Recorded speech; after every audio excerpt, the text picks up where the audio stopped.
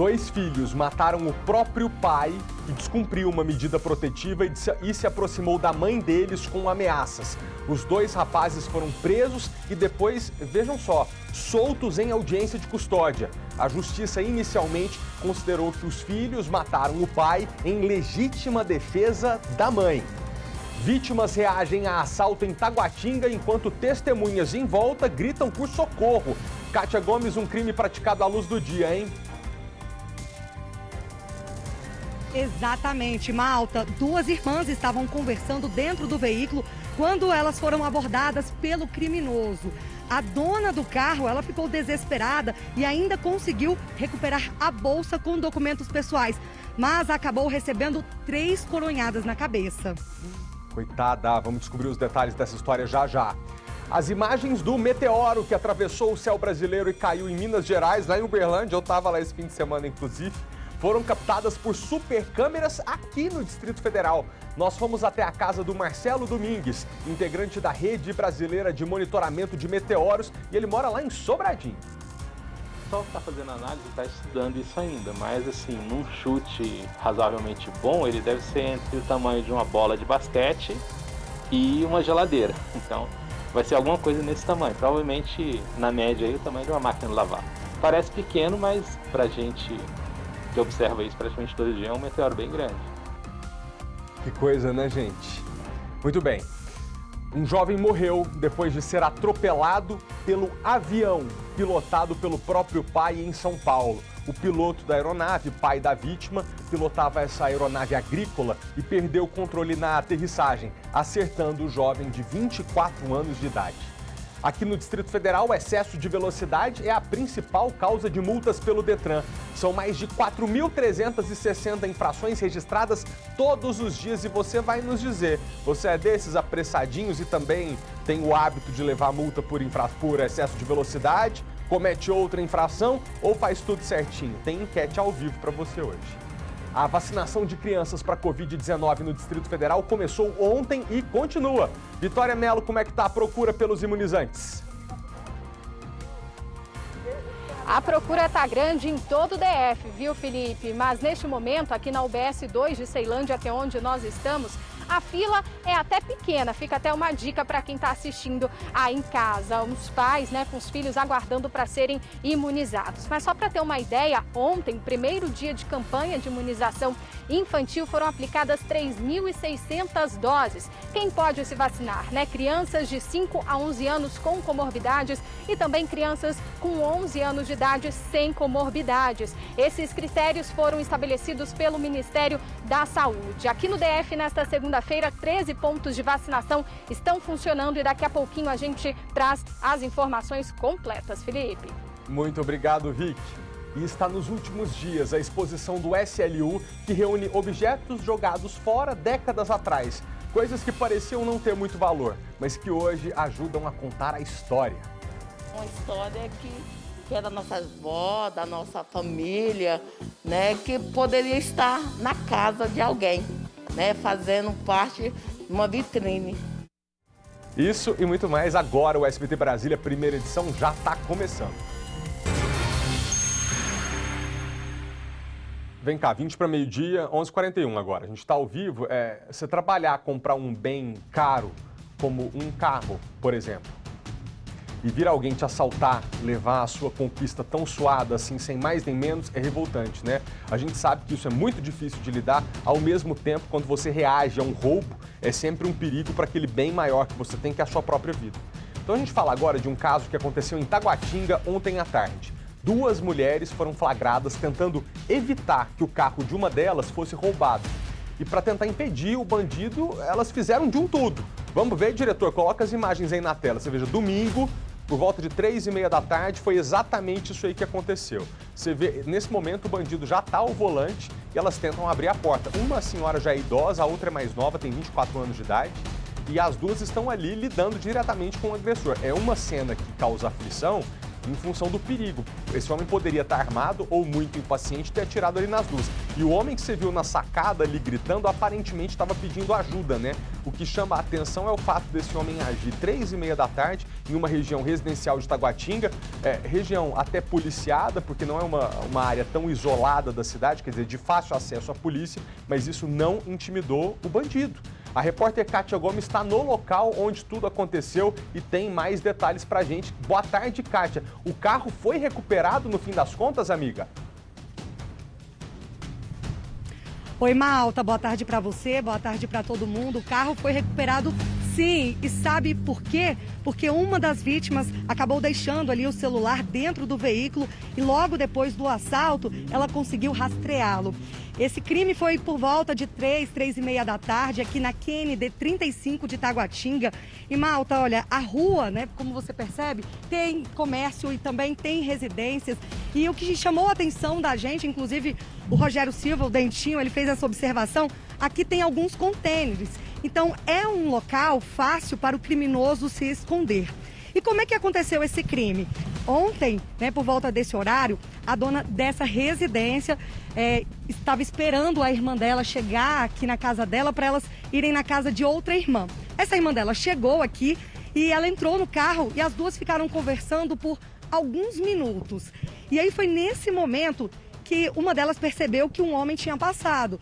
Até aí tudo bem, elas viram, mas né, não estranharam. O problema é que esse homem voltou, elas não perceberam que ele tinha voltado. Esse homem abriu a porta do carro da motorista, tentou pegar a chave do veículo, ela não deu a chave do veículo e depois ele tentou entrar no passageiro, ou seja, a intenção dele, segundo as vítimas, seria fazer um tipo de sequestro relâmpago, né? Ele levaria a dona do automóvel tentando tirar a passageira. Ela percebeu isso, não desceu do carro e aí ele novamente deu a volta e foi para cima da motorista. E aí foi nesse momento em que ele deu 3 coronhadas na cabeça dela. Ela ficou completamente ensanguentada. A mulher desceu do carro, ela e a irmã dela tentaram ali de toda forma impedir o assalto. É claro, né, a gente sabe que não é recomendado, mas a nossa reação no momento do assalto nunca, né? A gente vai saber como a gente vai reagir. É muito complicado, tem aquela revolta do crime. Então, elas tentaram de todas as formas impedir. A irmã dela conseguiu, né? A irmã da proprietária dessa casa, que é a dona do veículo, conseguiu pegar pelo menos a bolsa, que tinham ali vários objetos pessoais. E aí o criminoso fugiu. Como o celular da dona da casa ficou no carro, aí conseguiu rastrear. O veículo foi encontrado em Águas Claras. Essa é a dona da casa, ela preferiu não se identificar porque ela está um pouquinho nervosa. Eu vou pedir só que a senhora não vire de lado, porque senão a senhora vai ser identificada. Né? Claro, a senhora quer mais de lado, pode ser? Tudo bem, então ela disse que pode filmar de lado. Que momento foi esse, né? A senhora aqui na porta de casa, em plena luz do dia, não imaginava que isso poderia acontecer? Não imaginava não, porque a gente sempre ficava, né?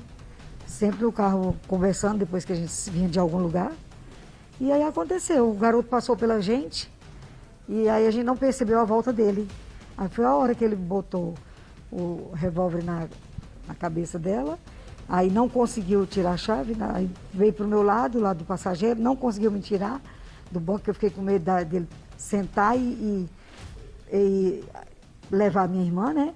Aí a gente não deixou, aí ficamos em luta corporal. Eu e minha irmã e ele. Aí ele deu a volta, aí tentou novamente, foi a hora que ele deu umas coronhadas na cabeça dela. E aí ela ficou sangrando muito, aí acho que ela ficou sem força, né? E aí foi isso, e ele foi embora no carro. E no momento do assalto era o seu filho que estava na varanda gritando por cima. O que ele gritava? Ele falava para pedir pra gente entrar e largar ele lá.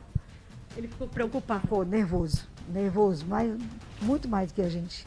Aí os vizinhos vieram, inclusive tem um policial ali, mas ele preferiu não, assim, ter reação nenhuma, porque era perigoso, né? Ele fazer alguma coisa com a gente, atirar, sei lá, que a gente não sabia se era de brinquedo, que a arma era muito semelhante a uma verdadeira, pesada, né? Minha irmã notou que tinha uma bala dentro, né? E aí foi isso. Medo, a senhora está sentindo neste momento ainda, né? O seu sentimento. Medo e raiva dele. Se a gente soubesse que era de brincadeira a arma, a gente tinha dado uma surra nele. Né? A senhora sabe que não pode, que não é recomendado, mas assim, no momento ali, perde realmente a noção do que fazer. É a reação da gente, né? A reação, a gente fica com muita raiva. Nossa, um moleque, uns 20 anos, nem tipo tinha. Um moleque franzino. Não, a gente ficou com muita raiva. Desculpa a pergunta, mas sua irmã tem quantos anos? Eu tenho 61. 61 e ainda recebeu 3 coronhadas na cabeça. Como é que ela está? Muito mais jovial do que eu. Ela ficou tranquila.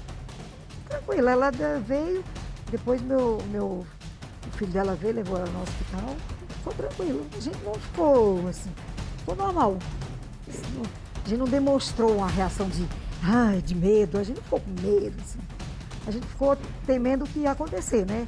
Porque se fosse mesmo de verdade, já teria atirado na gente, pela reação da gente, né? Mas como que ela está hoje? Hoje ela foi atendida ontem, aí o médico deu uma medicação para ela estava dormindo até agora. Tá medicada, né? Porque foi muito grande, ele deu as 3 coronhadas na cabeça dela. Ainda cortou, né? Levou pontos. E assim foi. Mas só que essa quadra aqui, eu acho ela um tanto perigosa. Mesmo tem câmera, tudo, mas é perigoso. Porque essa câmera aí, ela não impõe, ninguém sabe, né? Mas é muito perigoso. E é muito perigoso. Então, por falar nisso, aproveitando que a senhora está dizendo que é perigoso, eu vou conversar agora com o capitão Brook, que é da Polícia Militar, justamente para explicar isso. Sim, imagina se tivesse passado. Mas, assim, às vezes, não é, capitão Brook? Uma boa tarde. Às vezes, o crime acontece justamente no momento em que a polícia não passa, o criminoso, ele até observa se tem viatura vindo. Infelizmente, não é possível uma viatura ficar 24 horas por dia em todas as ruas no DF. Infelizmente, a gente não tem essa possibilidade. Gostaríamos muito de estar atentos e estar 24 horas em todos os lugares, mas a gente faz o possível. Infelizmente, esses criminosos, eles se aproveitam de oportunidades. Então, provavelmente, ele passou, verificou uma situação de relativa fragilidade e quis apostar. Acabou que conseguiu levar o veículo, conseguiu roubar o veículo. Graças a Deus ele estava com um simulacro, então é uma arma que ela não tem o potencial ofensivo de uma arma de verdade.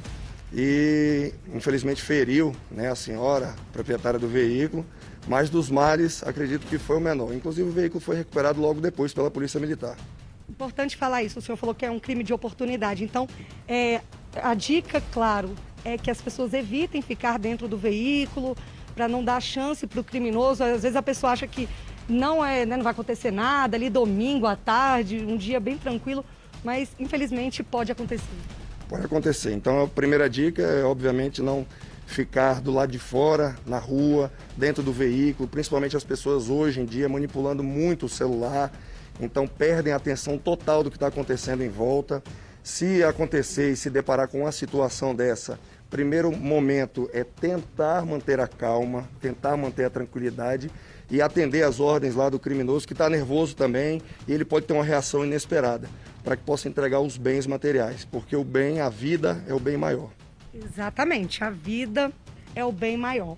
Eu volto com você então, Malta. Tem mais alguma dúvida para perguntar, tanto para o capitão quanto para a dona da casa? Eu te agradeço muito, Kátia, pela participação. Não me sinto aqui, né? A gente não se sente na posição de julgar essa senhora, nem a filha dela, porque nós também não conhecemos que reação a gente teria numa situação como essa. A gente fica aqui sempre tentando dizer, mas estamos agora de cabeça fria, que o correto realmente é não reagir, porque a sua vida é o bem mais importante. E nós aqui da TV não gostaríamos de maneira nenhuma de estar hoje, numa segunda-feira, noticiando a tragédia da morte de uma idosa ou da filha dela em função da tentativa de um roubo de carro. Mas fica aqui esse recado de você pensar bem, quem sabe treinar o seu cérebro para obedecer aquele bandido naquele momento, porque naquela hora ele está no domínio da situação, pode colocar sua vida em perigo, pode estar sob efeito de drogas, pode estar completamente transtornado. A vida para ele vale muito pouca coisa, mas a sua vale muito para você e para sua família.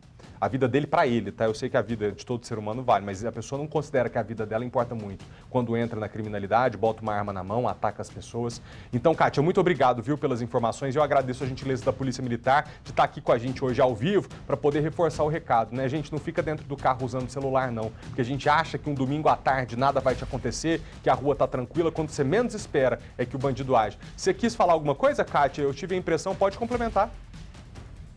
Sim, só corrigindo uma informação, Malta, não é filha, é irmã dela e tem mais de 60 anos, né, que é a dona do veículo, e inclusive foi a vítima que recebeu 3 coronhadas. Então, 2 irmãs aí com mais de 60 anos que foram vítimas desse criminoso. Mil desculpas, viu, a elas pelo meu erro aqui, mas a notícia tá dada e a Kátia corrigiu. Obrigado, Kátia, pelas informações.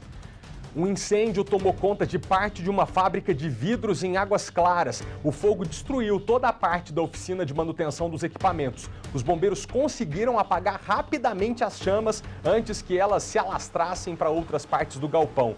Ainda não se sabe o que causou o incêndio, mas a perícia foi acionada e um laudo deve sair nos próximos dias. Felizmente, ninguém se feriu.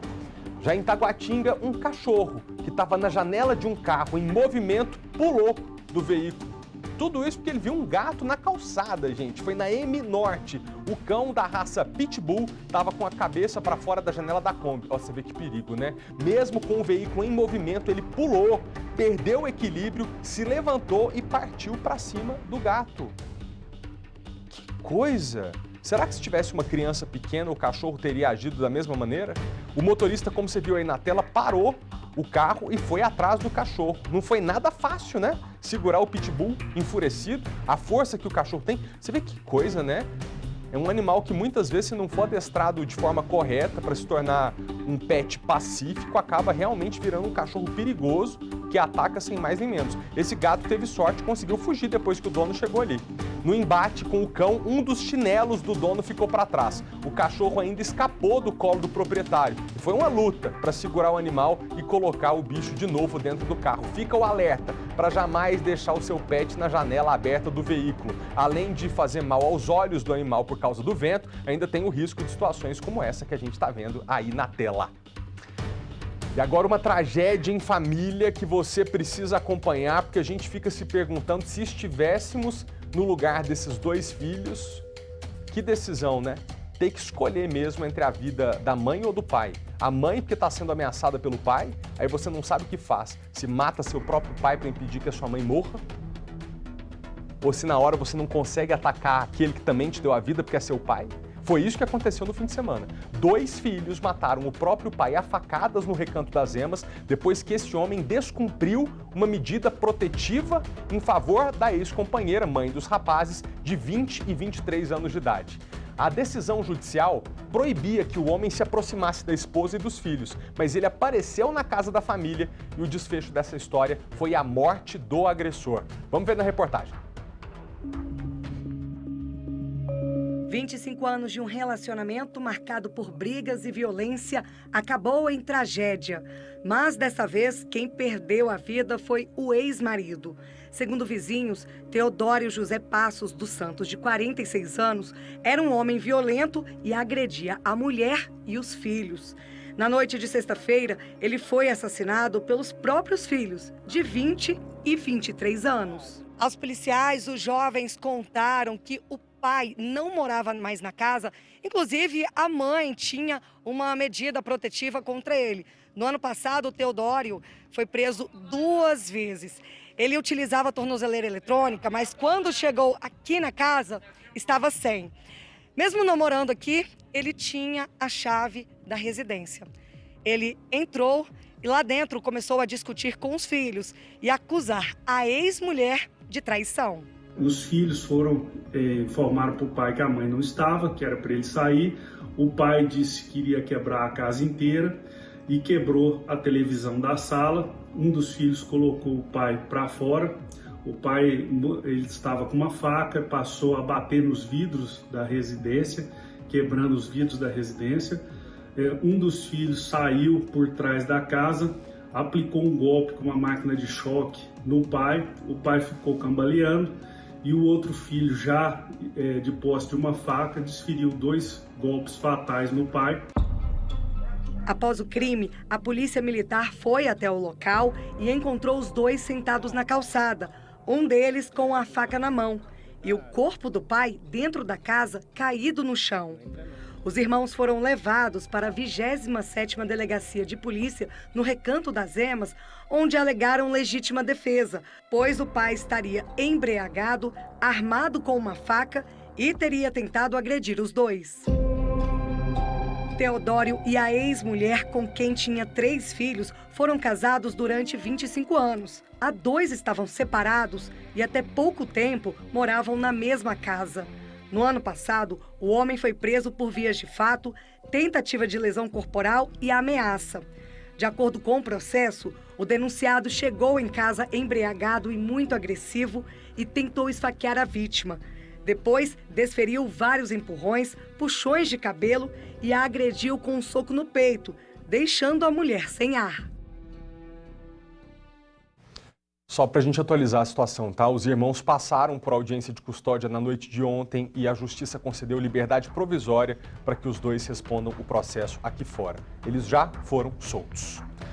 Um motorista de 43 anos de idade morreu num acidente grave na DF-251, perto de São Sebastião. A batida foi no início da manhã de sábado. Os bombeiros chegaram pouco tempo depois, mas o senhor Cícero Ribeiro da Silva, infelizmente, não resistiu e morreu no local. O condutor da carreta não sofreu nenhum ferimento.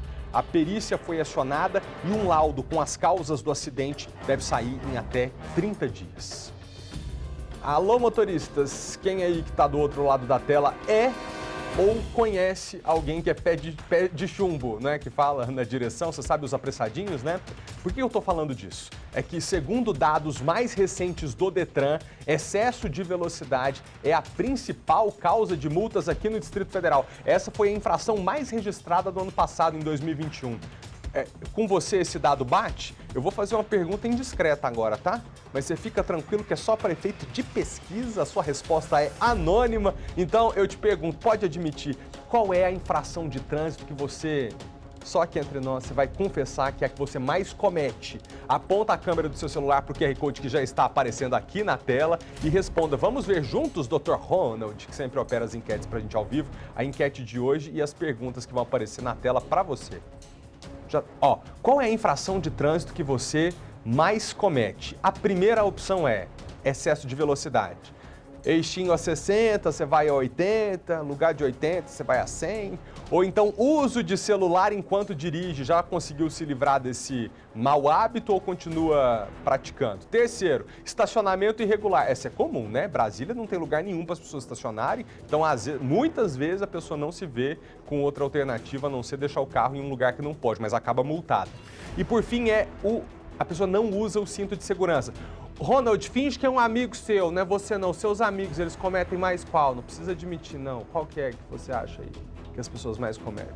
Estacionamento irregular? Beleza, depois que você fizer como o Ronald, escolher a sua alternativa, você aperta em enviar pra gente e a gente vai descobrindo agora ao vivo. Enquanto você responde sobre o fato de que o excesso de velocidade é a principal causa de multas aqui no Distrito Federal, esse levantamento que eu mencionei, feito pelo Detran, revelou que entre janeiro e dezembro do ano passado foram registradas 1.584.122 autuações por desrespeito ao limite de velocidade. Eu fiz as contas, dá mais de 4.300 por dia. E sobre esse assunto, eu queria chamar agora o doutor em transportes pela UNB, Arthur Moraes. Arthur, boa tarde para você, seja bem-vindo ao SBT Brasília. As pessoas estão correndo mais ou é a fiscalização que está maior, hein? Boa tarde, Felipe. As duas coisas. As pessoas continuam cometendo essa infração e a fiscalização ocorre como já há muitos anos. Esse número de 1,5 milhão, em 2020 foi 1.400.000. Então esse número já vem há alguns anos nessa casa de 1 milhão para cima. O senhor acha, aí vem uma pergunta aqui, que a velocidade praticada nas vias do Distrito Federal, autorizada para que os motoristas trafeguem, está de acordo com o que é preciso a gente estabelecer em termos de segurança, ou existe um excesso de zelo? Há locais em que você deve passar a 40 por hora, mas poderia muito bem estar a 60 sem provocar risco, ou o senhor acha que a velocidade estabelecida condiz com as normas de segurança? Bom, até que se faça novos estudos, a velocidade que está programada para as vias é o que dá maior segurança, certo? E fluidez no trânsito. Essa questão de se falar que poderia ser uma velocidade maior, a gente escuta muito isso, né? Essa via é boa, em vez de ser 60, poderia ser 80, em vez de ser 80, poderia ser 100. Mas você não escuta as pessoas falando, nossa, essa via não está boa, podia baixar de 80 para 60. Então essa questão de velocidade faz parte da cultura, da nossa vivência. Infelizmente, isso causa muita morte. Tem alguns locais realmente que você precisa levar o carro a 40 por hora, por exemplo. A impressão que dá para o motorista é que o carro quase para. Mas em alguns momentos isso realmente é necessário, né, para evitar acidente. Não, sim. As vias de 40 km por hora normalmente são vias locais, certo? Onde você tem fluxo de pedestre atravessando a via, certo? Residência, escola. Quando você tem numa pista que determinado local, uma pista de 60, de 80, que determinado local a velocidade cai, é porque aquele local, certo, necessita de ter uma velocidade menor para dar mais segurança. Você pode ter cruzamento, você pode estar perto de uma escola, você pode ter travessia de pedestre. Então, quando a velocidade abaixa, certo, numa via, é porque exatamente naquele local ela precisa ter uma velocidade menor para dar mais segurança para todos que estão naquele local. Porque a via não é só para o motorista. Né? Nós temos outros atores que estão na via. Nós temos motociclistas, nós temos pedestres, nós temos ciclistas. Certo? Então, a velocidade ela é programada, ela é planejada para dar maior segurança. As infrações de velocidade excessiva, outro dado que também chama a atenção do Detran é a quantidade de motoristas que ainda deixam o veículo estacionado de forma irregular nas ruas da capital. Foram 138 mil autuações registradas no ano passado. Agora o senhor há de convir comigo, hein? Tá difícil estacionar no DF, né? Tantas vezes a gente fica ali com compromisso, desesperado para achar vaga e é complicado, né, gente? Aqui no setor de Rádio e TV Sul, por exemplo, se você estacionar num lugar errado, muitas vezes você causa um risco à comunidade porque um carro do Corpo de Bombeiros não passa. Então fica aquela coisa, você precisa achar um lugar para estacionar, não consegue, o poder público também dificulta a vida, não faz estacionamento para as pessoas. E aí, hein, doutor, tem solução para isso? Bom, tem aquela velha solução que se fala há anos, né? Vamos melhorar o transporte coletivo para as pessoas utilizarem o transporte coletivo e deixar o carro em casa. Só que esse é um discurso antigo e que, infelizmente, as mudanças são muito lentas, certo? E outra coisa, aqui em Brasília também, quando se fala em cobrar estacionamento em áreas onde tem uma demanda muito grande, parece que você está cometendo um xingamento, um crime por falar nisso. Eu venho de uma cidade do interior, lá do interior de São Paulo, Mococa, uma cidade de 70 mil habitantes, que o centro da cidade tem zona azul, certo? Isso é comum no mundo inteiro. Brasília parece que existe um problema de que você não pode cobrar estacionamento em área pública. E o seguinte, nós não temos espaço para essa quantidade de carro. E nós temos o problema grande de estacionamento é o seguinte, você deixa o carro 8 horas parado num local, certo? Ocupando um espaço público, que uma coisa muito cara que nós temos na cidade é o espaço público, o solo urbano, ele é ocupado por 10 horas por um veículo, certo? E sendo que poderia ter uma rotatividade maior, certo? Se você tivesse, por exemplo, como existe em várias cidades, no mundo todo, a cobrança de estacionamento. E ninguém em Brasília pode falar que não sabe onde não se deve estacionar, certo? Só pela essa quantidade de multa que foi feito ano passado, todo mundo sabe onde é proibido estacionar. Mas vem aquela conversa que a gente sempre escuta. Eu pago IPVA, então eu tenho direito. Não, você não tem direito. Se a lei não te autoriza aquele local, você não tem direito. Fica aqui o nosso apelo também para que a política pública do Distrito Federal, do Brasil como um todo, para os próximos anos, já preveja um investimento em transporte público, né? Porque o que pode resolver a nossa vida é a gente poder deixar o carro da gente em casa e trabalhar com dignidade usando o transporte coletivo.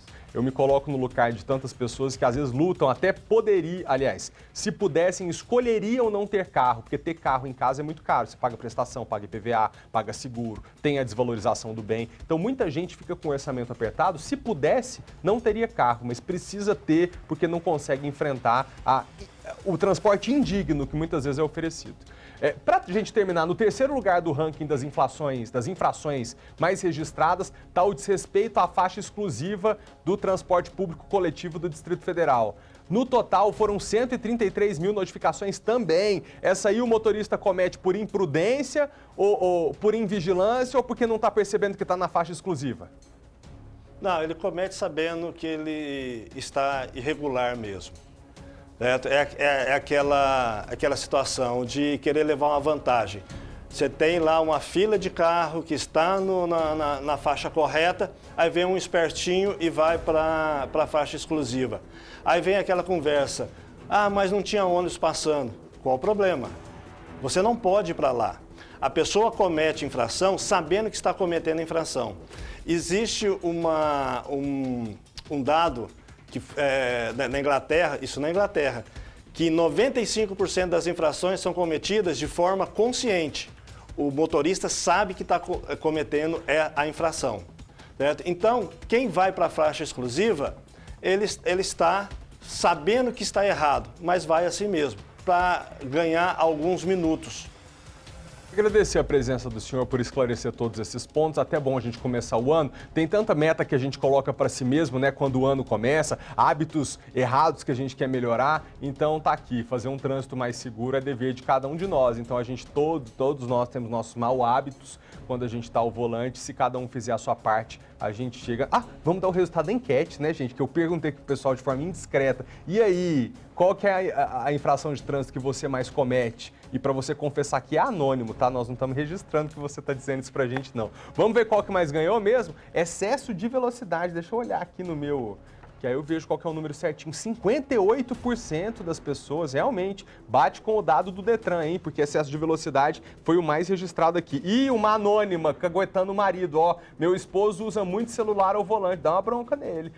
Outra, antes eu levava multa de velocidade, agora eu tô levando multa de som? Como assim? A pessoa tá botando som alto e tá levando multa? Tá alto então, hein?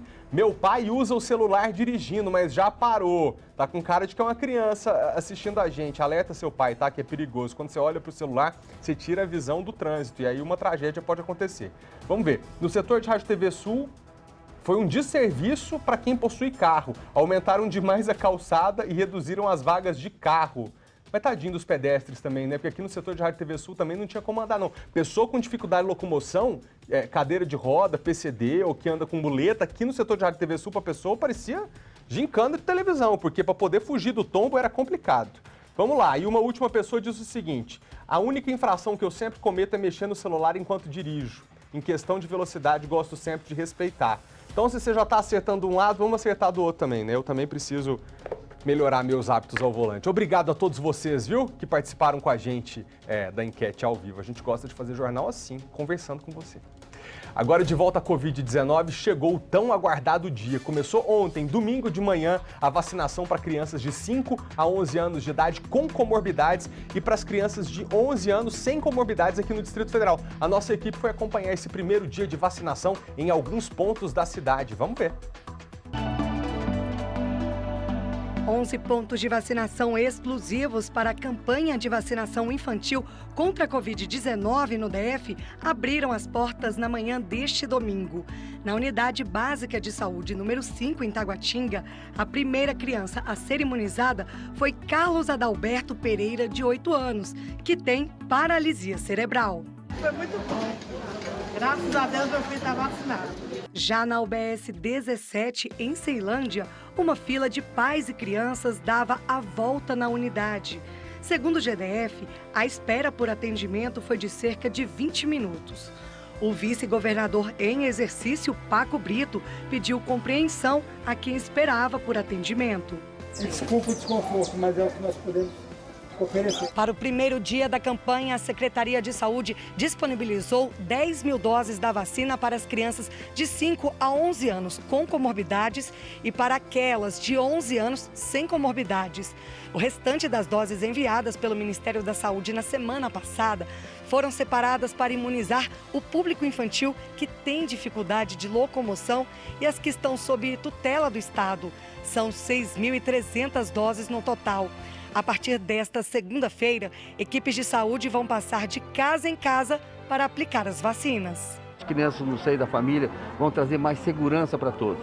Então é muito importante e eu estou vendo as famílias muito satisfeitas com a vacinação que está começando hoje de 11 anos. A Secretaria de Saúde estima um público de 268 mil crianças de 5 a 11 anos no DF e aguarda novas doses para ampliar a campanha. O Ministério da Saúde informou que prevê enviar um novo lote com mais de 20 mil doses ainda nessa semana.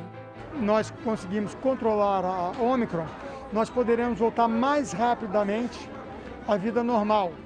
Então, meu muito obrigado às famílias, meu muito obrigado aos funcionários da saúde que estão na ponta e que estão dando suporte para essa vacinação, tá? E faço um apelo à população do Distrito Federal. Continuem com distanciamento, uso de máscara, álcool gel. O imunizante da Pfizer, que está sendo usado nas crianças, tem fórmula diferente da que é aplicada em adultos e adolescentes. O frasco laranja serve para alertar que a vacina foi especialmente desenvolvida para os pequenos. A quantidade usada em cada seringa também é menor. Além disso, por orientação da bula, depois de tomar a vacina, as crianças precisam ficar pelo menos 20 minutos em observação antes de serem liberadas. O cuidado é para que as equipes de saúde possam identificar possíveis efeitos adversos da vacina. Segundo a Secretaria de Saúde, não houve nenhuma ocorrência de reação neste domingo. O prazo de intervalo entre a primeira e a segunda dose para as crianças será de 8 semanas. Meu nome é Júlia, eu tenho 11 anos e eu vim tomar a vacina porque é uma vacina muito importante para todos. Para todos nós voltar para a escola saudável. Torcer para a vacina que ela salva vidas. Viva o SUS! Que linda! Um beijo para vocês, viu? E hoje a vacinação continua. São 13 pontos de vacinação, 2 a mais do que ontem. A Vitória Mello está em um deles e atualiza pra gente a situação. Boa tarde, Vic. Olha, ontem, domingo, a gente viu que estava movimentado. E hoje, o pessoal está procurando para tomar vacina? Como é que está o movimento aí? Se estiver tranquilo, é bom a gente alertar as pessoas em casa, que aí o pai que pode levar o filho hoje. É isso, Felipe. Boa tarde para você, boa tarde a todos. Bom, olha só, mais cedo, até uns minutinhos atrás, tinha uma filinha aqui atrás de mim, aqui na UBS 2 de Ceilândia, que é onde nós estamos. Mas agora, olha ali, como você disse, fica a dica para quem está em casa, tem criança, né, podendo ser imunizada, pode vir aqui na UBS 2 de Ceilândia, que está bem tranquila. Ali a portinha, ó, não tem ninguém. Tá bom, então, bom aqui, então, para ser imunizado. Bom, a vacinação infantil, como você disse, começou ontem aqui no Distrito Federal, começou com as crianças de 11 anos de idade sem comorbidades e crianças de 5 a 11 anos com comorbidades, né? Só neste domingo foram disponibilizadas, né? Foram aplicadas 3.600 doses da vacina da Pfizer, essa vacina infantil. Ao todo, são 13 pontos de vacinação nesta segunda-feira. São 11 pontos que funcionam de 8 da manhã às 5 da tarde, 2 pontos que atenderam apenas até meio-dia. A lista completa está lá no nosso story, né? No nosso Instagram, é só buscar @SBT Brasília, que tem todas as informações, todos os locais também, com todos os horários. Um detalhe importante, Felipe, que ocorre nessa vacinação infantil, ao contrário do que acontece com a vacinação do adulto, é que o adulto chega aqui, toma a vacina e vai embora. As crianças não. As crianças precisam aguardar cerca de 20 minutos para observar se não vai ter nenhuma reação adversa. Ali atrás, o Magno Serra vai tentar mostrar, porque acho que não dá para ver. Ali atrás, no posto de vacinação, aqui em Ceilândia, na UBS 2, tem ali algumas crianças sentadinhas com os responsáveis, aguardando para observar se vão ter algum tipo de reação adversa. Tem ali umas 5 crianças com os pais ou ou responsáveis. De acordo com a Secretaria de Saúde, até agora não houve registro de nenhum tipo de reação nas crianças com essas doses infantis da Pfizer. Então, a gente sabe que até agora, pelo menos, segundo a Secretaria de Saúde, nenhuma criança teve algum tipo de reação.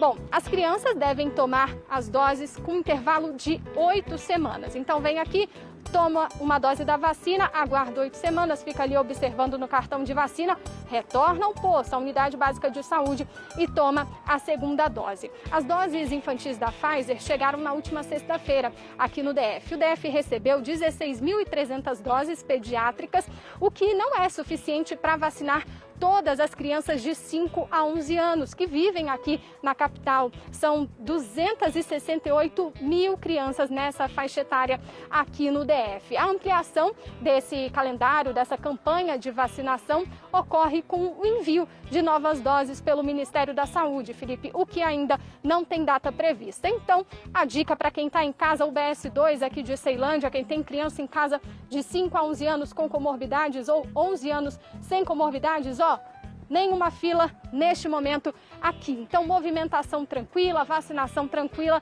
nesta segunda-feira. Felipe, eu volto com você aí no estúdio. Obrigado, Vicky, pelas informações. Valeu. Você sabe que aqui no SBT Brasília, primeira edição, a gente te mantém informado prioritariamente dos assuntos do Distrito Federal e do entorno, que é onde a gente mora, mas há momentos em que casos fora do Distrito Federal chamam tanto a atenção que a gente precisa abrir espaço para que você que está em casa e acompanha o jornalismo do SBT também se informe sobre as notícias mais importantes do Brasil e do mundo. E é isso que a gente faz agora, meio-dia 17, ao vivo. Um jovem de 24 anos morreu ao ser atingido por um avião agrícola que era pilotado pelo próprio pai. Uma aeronave atropelou uma pessoa, o piloto era o pai e quem foi atropelado foi o filho. Esse caso foi no interior de São Paulo. O pai perdeu o controle do avião na aterrissagem e acabou atingindo a cabeça do filho. Uma tragédia. A gente vai ao vivo para lá com a repórter Melissa Alcântara. Melissa, boa tarde. Me diz de onde exatamente do interior de São Paulo que você conversa com a gente, Melissa? E seja bem-vinda a Brasília.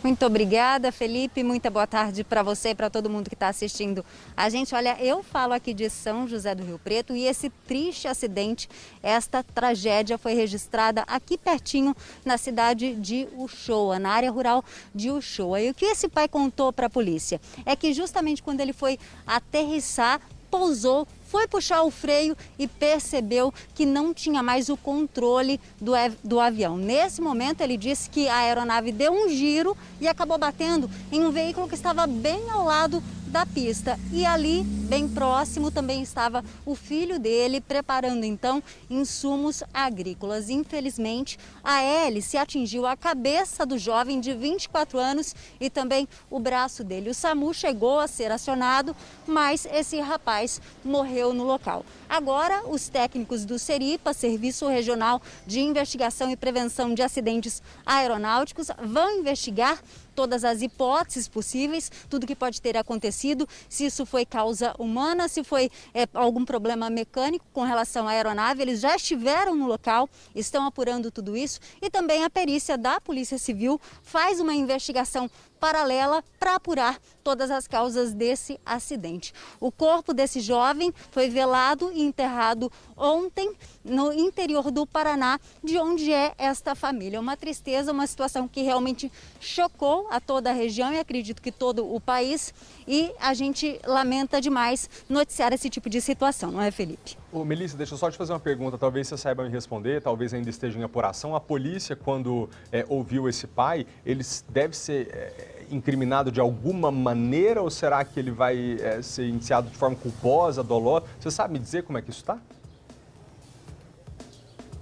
Olha, Felipe, em situações como essa, alguns fatos parecidos, algumas situações como essa, a justiça costuma entender que o autor do crime já foi punido. Afinal de contas, o filho dele morreu aí nesse trágico acidente, nessa triste situação. Independente aí de culpa, dolo com certeza vai ser afastado. Independente da culpa desse pai, numa situação como essa, normalmente a justiça entende que já há uma punição, que ele já foi punido da pior maneira possível. Não, extremamente esclarecedor seu comentário. Realmente, eu falei aqui de forma dolosa, impossível pensar nisso, porque o pai jamais teria a intenção de atingir o próprio filho. Agora, de forma culposa, se a justiça entende que esse pai foi punido de forma severa e que não merece ir para cadeia, eu acho que eu estou de acordo, porque o que ele está vivendo hoje, nenhum de nós gostaria de viver e é uma punição para a vida inteira, né? Ô Melissa, muito obrigado, tá, pela participação e pela conversa aqui com os brasilienses. Bom trabalho para você aí no interior de São Paulo.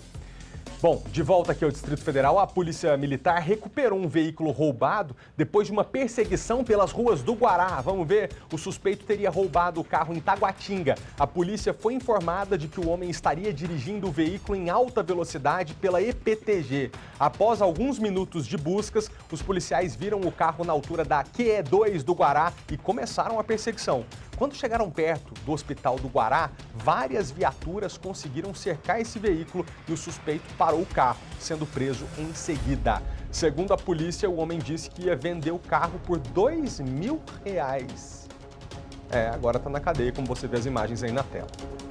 Gente, o fato mais comentado do Brasil nesse último fim de semana é o meteoro, né? Que caiu. Não é brincadeira, é de verdade. E você de casa ficou também encantado com as imagens desse meteoro que caiu lá em Minas Gerais? Caiu mais especificamente em Uberlândia, na minha cidade. E eu estava lá, mas não caiu perto da minha casa, graças a Deus. Você sabia que deu para ver essa bola de luz gigantesca até aqui no Distrito Federal?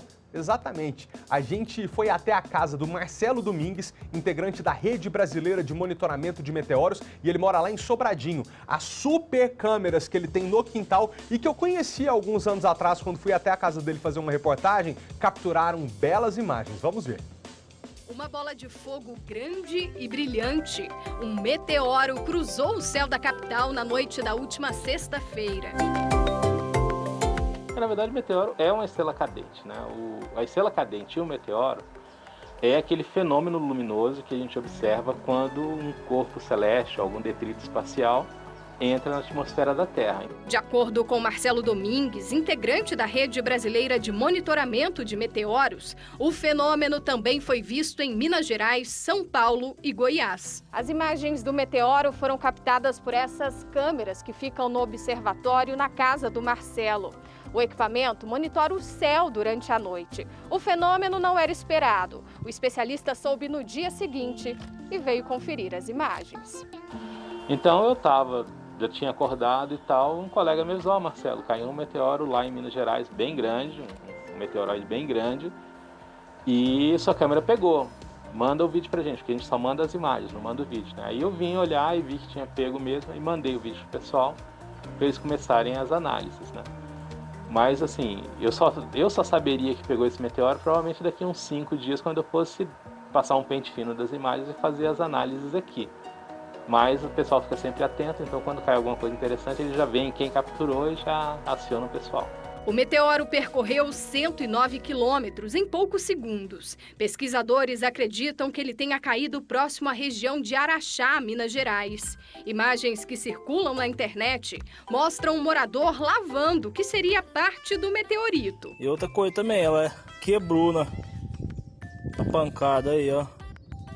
Acabou de lavar ela. Mas o vídeo é fake, uma brincadeira, já que o assunto virou notícia na região. É mesmo. A estrela cadente, acabou aqui em casa. Realizou 3 desejos aqui já. Ele, antes de chegar na Terra, ele explode. Ele não pode cair na Terra, porque senão acaba com todo mundo. Esse trem foi pro lado de Patrocínio aí, Hans. Passou uma bola de fogo aqui, uma mutreca, amor. Os meninos estavam de fora ali, viu? Tá tudo assustado. Foi em Perdiz mesmo, diz que acertou uma das codornas, só tem uma lá no trevo. Mas esse trem tá meio fora de órbita, porque se ele passou aqui no Coromandel, pra ele passar no Parque das Flores e cair perto da Bem Brasil, ele fez curva. E se for meteoro, ele não faz curva, não. Mas a possibilidade dos moradores encontrarem pedaços da rocha não está descartada. Até porque, segundo o especialista, esse meteoro tinha um tamanho razoável. O pessoal que está fazendo análise está estudando isso ainda, mas assim, num chute razoavelmente bom, ele deve ser entre o tamanho de uma bola de basquete e uma geladeira. Então, vai ser alguma coisa nesse tamanho, provavelmente, na média, aí, o tamanho de uma máquina de lavar. Parece pequeno, mas para a gente que observa isso praticamente todo dia, é um meteoro bem grande. Marcelo tem um meteorito em casa. Esse caiu no Marrocos. Ele não sabe ao certo o ano. O especialista comprou de um amigo por cerca de R$300. O objeto parece mais uma pedra. Pesa cerca de 2 quilos. Mas calma, a chance de ser atingido por um meteoro é raríssima. Mas na história, pelo menos na história documentada, comprovada, não existe ninguém que tenha morrido atingido por um meteorito desse, né? Então é praticamente impossível você morrer porque foi atingido por um meteorito. É mais fácil ser atingido por um raio ou um avião cair na sua cabeça do que um meteorito desse te acertar. Tem um relato na história de uma senhora americana, na década de 50, 60, não me lembro bem, que ela estava dormindo, um meteorito desse atravessou o telhado dela e acertou ela na cama. Então machucou e tal, mas não foi nada muito grave. Será que tem conversa dela? Não. Porque mineiro gosta de contar um caso, viu? Se vocês perceberam alguma semelhança entre aqueles áudios lá falando fez curva do meteoro em Coromandel e o meu jeito de falar, não é coincidência, eu sou de lá também. Mas foi bonito, né, gente? Mas deu uma impressão de fim de mundo também, né? Quando eu fui chegando sexta-feira lá em casa, foi sexta ou sábado, não lembro. Falaram assim, caiu um meteoro aqui em Minas Gerais. Eu falei, não, era o que faltava. Depois de chover tanto, agora vem bola de fogo do céu. Meu Deus! E escuta, agora mudando de assunto, você já conheceu alguém com um sobrenome que despertou sua curiosidade? Então você vai conhecer agora. Pessoas que têm sobrenome que são, na verdade, uma marca, que é um diferencial. E essas pessoas já passaram pelas mais variadas situações. Imagine ser pontual até quando está atrasado. Parece não ter muita lógica, né? Mas para o Carlos, essa situação faz total sentido. Por causa do sobrenome diferente, conviver com esse tipo de piada já é pontual. As piadas, né, tem muito, claro, né? Porque todo mundo que conhece a definição de pontual, né? Sempre quando vê esse nome, alguma chamada, ou então em algum local que as pessoas te chamem, né, pelo nome, né? A pessoa que conhece geralmente faz a piada, né? Piada clássica, né? Do atrasado, em todos em relação a esse gênero aí de atraso, de horário, enfim. As piadas, elas estão em todos os momentos, né? E se ninguém é perfeito, a Aline é. Só que raramente as pessoas entendem isso de primeira. E a necessidade de ficar repetindo o sobrenome rende os diálogos bem engraçados. Eu já tive situações bastante inusitadas no decorrer da minha vida. Uma que acontece com bastante frequência é quando eu vou responder algum cadastro que pedem meu nome completo. Aí eu falo Aline Pereira, perfeito. Aí a pessoa fala Aline Pereira, eu falo isso, perfeito. Aí a pessoa, não, eu entendi que é Pereira. Eu falo, não, o último nome é perfeito. Então hoje em dia eu já chego falando Aline Pereira e o último nome, meu último sobrenome é perfeito. Ter um sobrenome em comum se torna um diferencial, uma marca mesmo. E olha que disso, eu, Ana Luísa Prazer, entendo bem e posso dizer com todo prazer que faço parte dessa turma. Mas não é todo mundo que leva isso numa boa, principalmente por causa dos trocadilhos e piadas. Por isso, se essa situação de algum modo é responsável por angústias e constrangimentos, saiba que existem alternativas para aliviar esse sofrimento. Se você realmente não gosta do seu nome, o ideal é que procure um psicoterapeuta para entender realmente quais são as causas e se realmente é possível trabalhar a valorização da sua singularidade. Até porque tem muitas pessoas que não gostam do nome na infância e na adolescência e fazem pazes com os nomes na fase adulta. Agora, se você realmente não for um desses casos, existe hoje a opção de você estar trocando de nome. Tentar usar esse diferencial a seu favor também é uma opção. E foi exatamente o que o Bruno fez. No início da carreira de advogado, ele até tentou esconder o sobrenome diferente, mas acabou se rendendo. Agora é marca registrada. Mudar de estratégia funcionou, que foi uma beleza. Realmente é o sobrenome que sobressai. Todo mundo me chama de Bruno Beleza ou Beleza só, né? Então é algo muito legal. E na minha vida profissional, nessa sistemática que eu dava quando tentei colocar o sobrenome Queiroz, né? Bruno Queiroz, muitos juízes, desembargadores e ministros que eu atuo, eles falaram assim, ô beleza. Então assim, o beleza realmente é um nome que cativa, né? Não tem como. O café tem pela frente os efeitos climáticos, a safra menor e também o dólar alto. foi uma combinação de tirar o sono. Esse conjunto seca, geada e seca é a primeira vez que a gente está tendo que lidar. No café, os agricultores sabem que as plantas produzem mais em um ano e menos no ciclo seguinte. Em 2021, a menor produção se uniu aos problemas no clima e a alta no dólar. O adubo importado ficou mais caro. O Brasil colheu em 2021 47 milhões de sacas de café. A safra foi quase 25% menor. A queda na produção contribuiu para o aumento de 50% no preço da bebida no mercado interno. Um sabor amargo para consumidores como a Carla. Realmente é um impacto, porque tudo subiu, né? Não só o café, foi mais um produto, na verdade. Está bem carregado aqui. A indústria do café diz que ainda é cedo para estimar a produção da nova safra.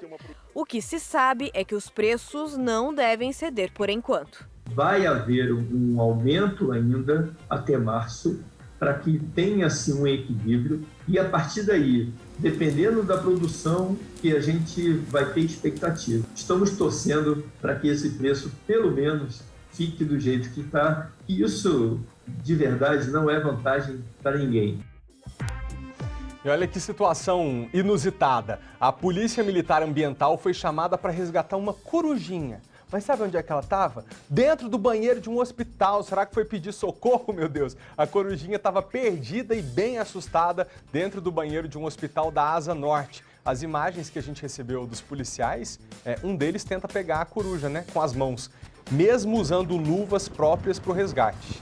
Na primeira tentativa, a espertinha até conseguiu fugir, mas na segunda ela foi capturada. Dá para perceber que a coruja é bem pequena, quase some, né? Olha, na mão do policial. E ele não tem medo não, né, gente? Não pode, né? Que é policial militar ambiental, se tiver medo de coruja, imagina as outras coisas.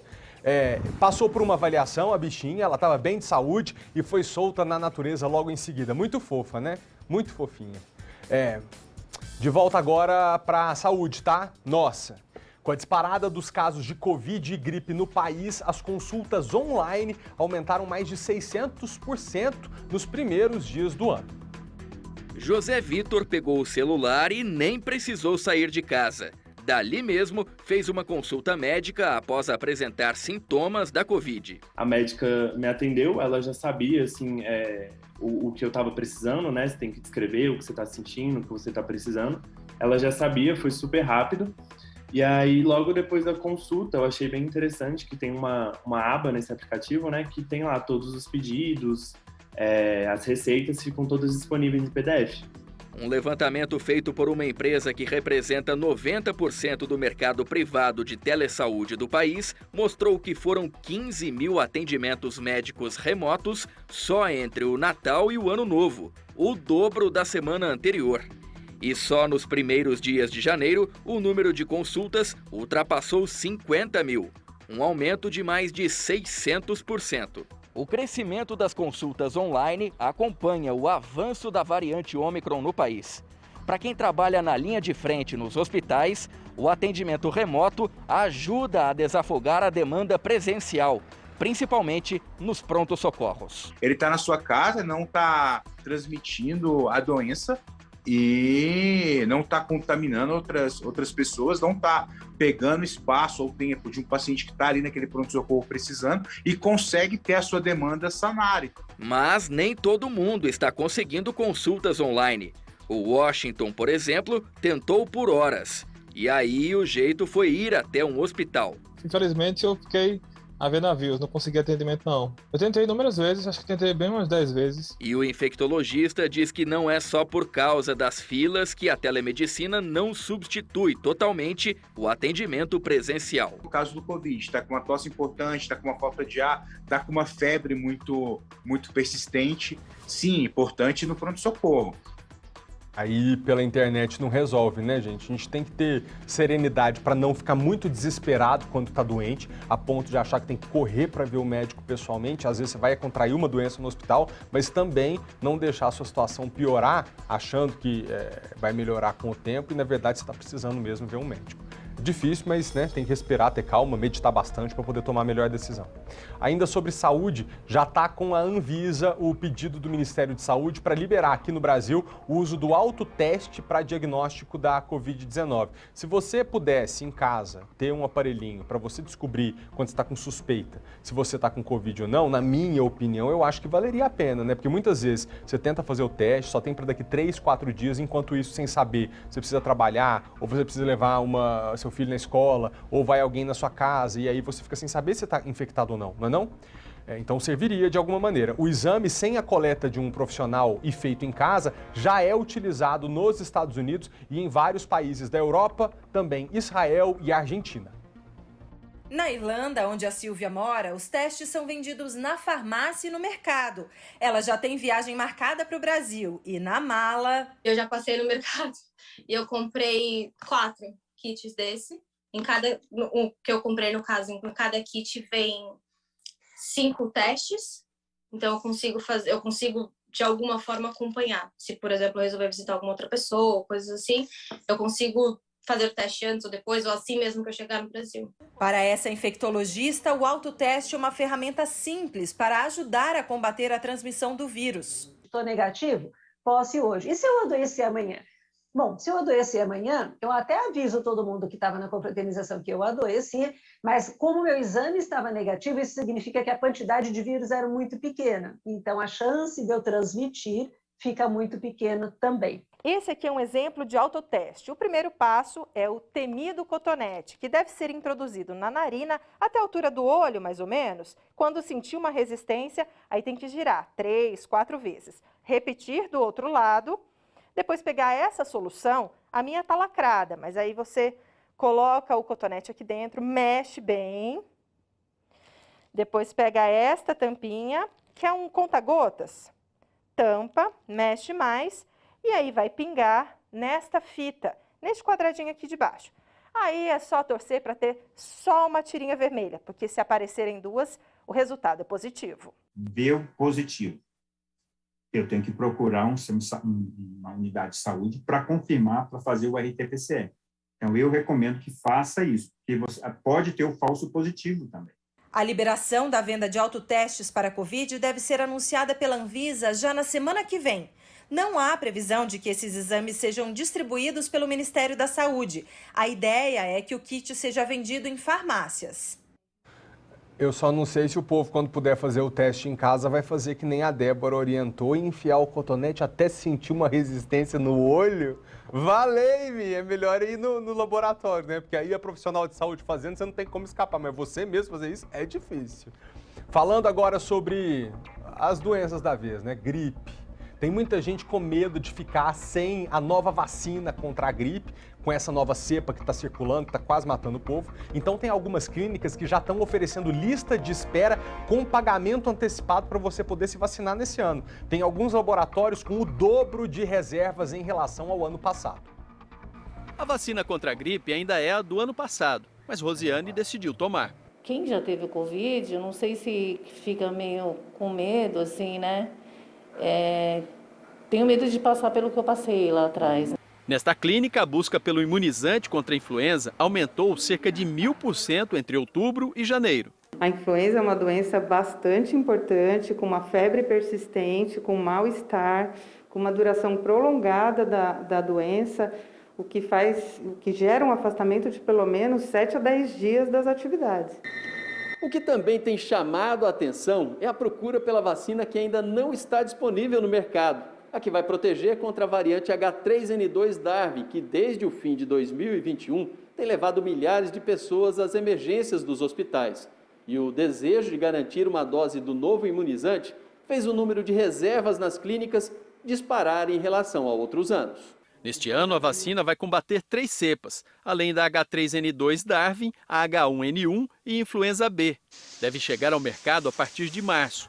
Nesta clínica da Grande São Paulo, o número de pedidos antecipados já supera as expectativas.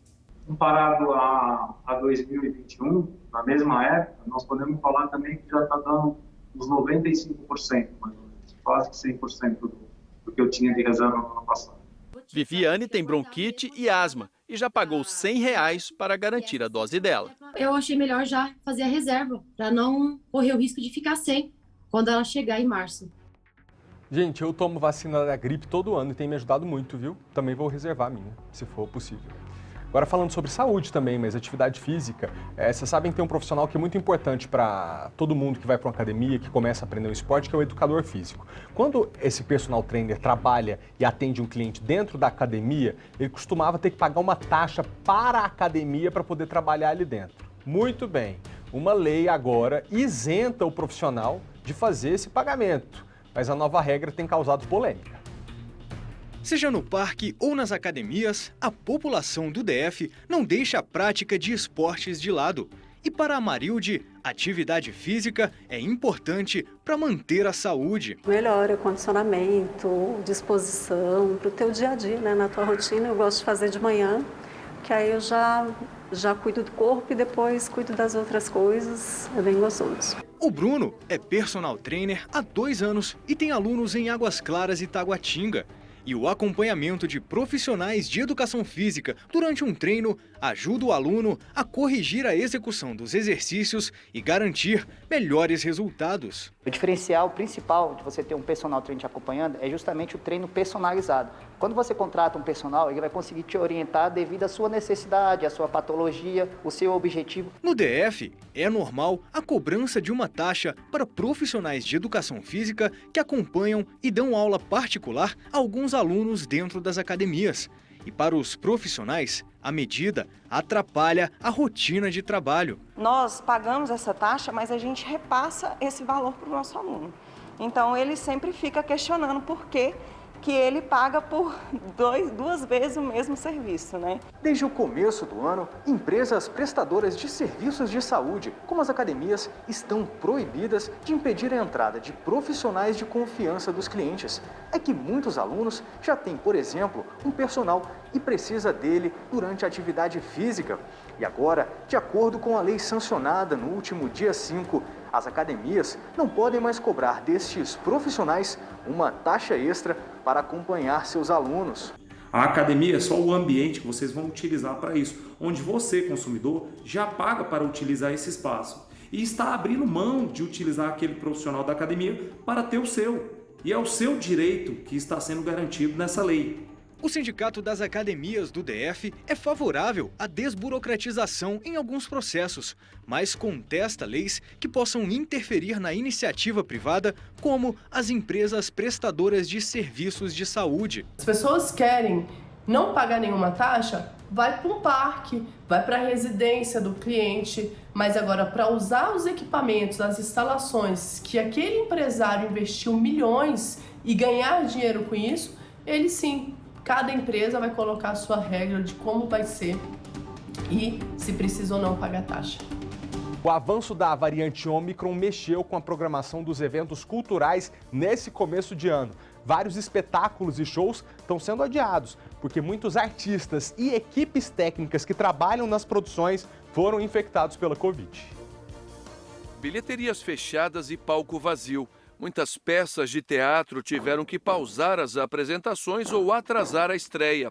Uma delas é o espetáculo As Mulheres que Nascem com os Filhos, que tem como protagonista a atriz e produtora cultural Samara Felipe. Eu fui ficando tão feliz. Com Covid, ela teve que adiar a estreia para o final deste mês. Pela minha saúde física, minha saúde mental e por todo esse cenário também que a gente está passando, a gente resolveu adiar. Assim como muitos eventos também estão sendo adiados. Na retomada, a atriz já pensa em reforçar os protocolos de segurança para a equipe e para o público. E já adianta, vai pedir comprovante de vacinação para quem for assistir a peça. Infelizmente, a gente está passando por atravessando, né, essa tempestade, mas faz parte. Eu acho que é para preservar nossa saúde, cuidado coletivo. O ator Velson de Souza também pegou Covid, mas em dezembro. Já está recuperado. Ele interpreta Silvio Santos no musical sobre a vida do apresentador. Depois de fazer muito sucesso, a produção decidiu adiar a segunda temporada para fevereiro. Sabemos que é uma decisão acertada, né? Porque realmente não tem condições. Eu mesmo peguei Covid, muitas pessoas do elenco estão pegando agora Covid, tem pessoas da produção que estão com Covid, então assim, não daria certo para fazer esse espetáculo nesse momento. Para quem já comprou os ingressos e não pode comparecer em um novo dia, o Código de Defesa do Consumidor garante o reembolso do valor para qualquer tipo de evento, como shows, peças de teatro e exposições. As empresas e os produtores culturais devem ainda informar os canais de atendimento para que as pessoas possam reaver o dinheiro ou então remarcar o ingresso. O calendário de shows também sofreu alterações pelo país. Artistas como Marisa Monte, Lulu Santos e Maria Bethânia decidiram adiar as apresentações previstas para este mês. Tudo para manter a segurança diante do avanço da nova variante. Gente, a sorte é que na maioria dos casos que a gente tem visto, a Omicron realmente não tem levado as pessoas a casos muito graves, né? A situação muito delicada de saúde, graças à vacina. Então, vacine-se. Você que ainda não tomou nem a primeira dose, tem pessoa que ainda está insistindo em não tomar. Faça a sua parte, tá? Outra coisa, eu tenho certeza que você já jogou alguma coisa no lixo que certamente teve importância em algum momento da sua vida, né? Talvez foi um objeto de decoração, um aparelho eletrônico, sabe aquele negócio que demorou tanto para comprar, usou, aí depois ficou velho e você só jogou fora? Pois é, o SLU, o Serviço de Limpeza Urbana aqui de Brasília, montou um museu que reúne exatamente esses objetos que foram jogados no lixo e que hoje, décadas depois, ajudam a contar muitas histórias. O Paulo Vitor Tatuzinho explica pra gente. Ei, você de casa! Você sabia que a história do Serviço de Limpeza Urbana, SLU, começa aqui na Esplanada dos Ministérios? Foi em 1960, dia 21 de abril, quando Brasília foi inaugurada, com a presença de JK, diversos políticos, diversas autoridades, mas só que tinha muito lixo. Lixo antes da inauguração e lixo pós-inauguração. E foi daí que surgiu a ideia de criar uma companhia responsável pelo recolhimento de lixos e entulhos na capital federal. Bem-vindos ao Museu do Serviço de Limpeza Urbana. É aqui, neste shopping, que encontramos um pouquinho da história do que é jogado e recolhido dos lixos da nossa capital. Tem uniformes que contam cada fase da empresa, que recolhe o lixo no DF há cerca de 60 anos. Olhem esses bonecos de aço reaproveitados do lixo. Esse aqui representa a figura de um bandeirante, o outro, um nordestino e suas lutas. Ah, tem cédulas de dinheiro de diversos planos econômicos, como cruzeiro e cruzado. Olha essa sanfona aí, uma peça que era lixo se transformou num item de museu. Olhem esses bonecos que remetem à infância de quem viveu nas décadas de 80 e 90. Tem a Pantera Cor-de-Rosa, o dinossauro Baby e até a famosa Mônica. Eleusa, além de ser funcionária do SLU há muitos anos, é hoje a curadora do museu. Ela conta que a ideia de criar um espaço de peças reaproveitadas do lixo veio de um funcionário que sempre recolhia os materiais e não tinha onde guardar.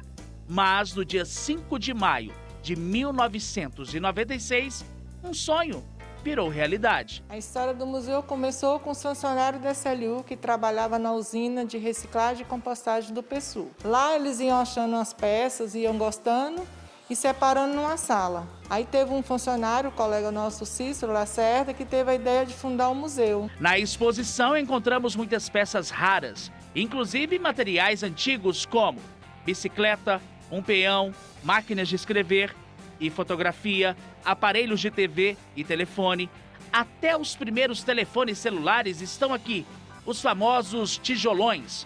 Mas o que chama a atenção no museu é essa máquina de datilografia. Ela é de 1950, ela é toda de ferro e bem pesada. Para a Eleusa, o mais interessante é que o SLU representa uma parte importante da vida dela. E através do SLU, eu me formei, fiz faculdade, fiz pós, meu filho se formou, tenho uma vida melhor. Hoje em dia eu tenho minha casa, tenho um carro. Fui progredindo através do meu trabalho da SLU. A Elisete é funcionária do SLU há 30 anos. Ela conta que no início, a presença de uma trabalhadora mulher no órgão era cercada de preconceitos. Eu comecei no SLU varrendo rua, sendo gari, né? Era uma profissão que não era muito aceita, né, na sociedade, né? Quem era gari, quem não tinha estudo, né? Quem não sabia, às vezes, nem escrever o nome.